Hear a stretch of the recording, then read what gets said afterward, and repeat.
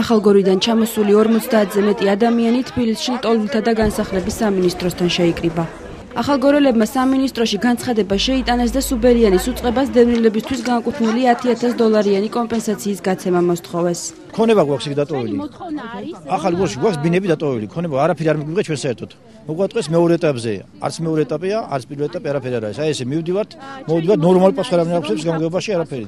ბინები მიიღეს ისეთმა ხალხმა, რომელმაც ხალხიც იყო თავიანთი მახვილებელი, ფულებიც იმათ მიიღეს და დავჭით აი ეს ამოდელა ხალხი დაახლოებით რაიონის 700 კაცამდე მეტი კიდევაც დარჩენილია კომპენსაციის გარეშე. მე პირადად ვესაუბრე ტელეფონზე სუბელიანს არაერთხელ და ის დამპირდა რომ ახალგორის საკრებულოში და გამგეობაში არის უამრავი დარღვევა აღმოჩენილი, რომ მათ თავიანთ ნებაზე და სურვილზე და ვისაც როგორ უყურეს, ზუსტად ესე მითხრა.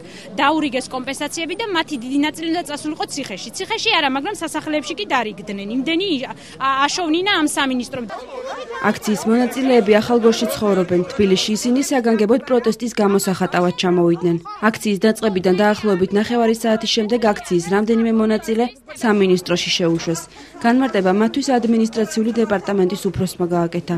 დააგროვდა ხელოვნურად გაყოფილი ოჯახების რაოდენობა. მიმდინარეობს კომისიური წესი თითოეული ოჯახის შესწავლა. აქტუალურთა და განსახილების სამინისტრო ადგილობრივ თვითმმართველობის ორგანოებთან ერთად მუშაობს ამ საკითხებზე.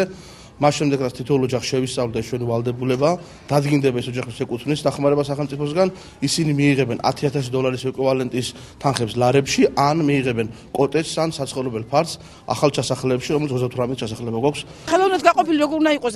ერთ ოჯახს რომ მისცემ ერთ კოტეჯს და 9 სულიანია, როგორ შეიძლება ხელოვნებაზე ლაპარაკობენ? გამგეობაში მივარ და ასე მეუბნებიან, არ აქცხვენიან, ამ ხნის ქალი დადიხარ და ჩივიხარ. რატო უნდა მცხვენოდეს? ჩემი რომ მოვიკითხო, ჩემი კუთვნი, ის სიცხვილია შვილო. დევნილთა პრობლემებში სამინისტროს გარდა პოლიტიკური პარტიების წარმომადგენლები ჩაერთნენ. აქციაზე მისული ლეიბორისტები მცხეთა-მთიანეთის გუბერნატორ ცეზარ ჩოჩელს ადანაშაულებენ და აცხადებენ, რომ ჩოჩელი სამინისტროს მხოლოდ მასთან დაახლოებული ადამიანების სიას უგზავნის.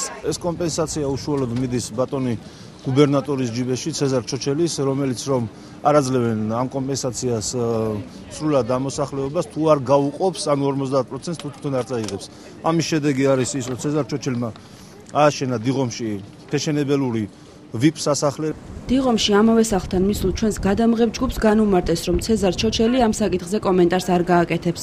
კომენტარზე ჩოჩელმა მოგვიანებით თავადაც უარი გვითხრა. ცეზარ ჩოჩელი მსგავს კითხვას რამდენიმე დღის წინ გაზეთ ვერსიისთვის მიცემულ ინტერვიუში პასუხობს. მე ბიზნესი მქონდა, სახლსაც ვაშენებდი, ვირემონტებდი, მანქანასაც ვყიდულობდი. ვინც იმსახურებს ვეხმარებიდაც და ქველმოქმედებასაც ვეწევი. გუბერნატორის ინფორმაციით ახალგორში ამჟამად დაახლოებით 150 ქართული ოჯახი ცხოვრობს. დღეს აქციაზე ჩამოსულ ახალგორელებს სამინისტრო საკითხის უახლოეს მომავალში გარკვევა შეჰპირდა. თებერვლამდე მოთხოვნების დაუკმაყოფილებლობის შემთხვევაში ახალგორის ქართული მოსახლეობა აქციას უკვე პარლამენტის შენობის წინ გამართავს.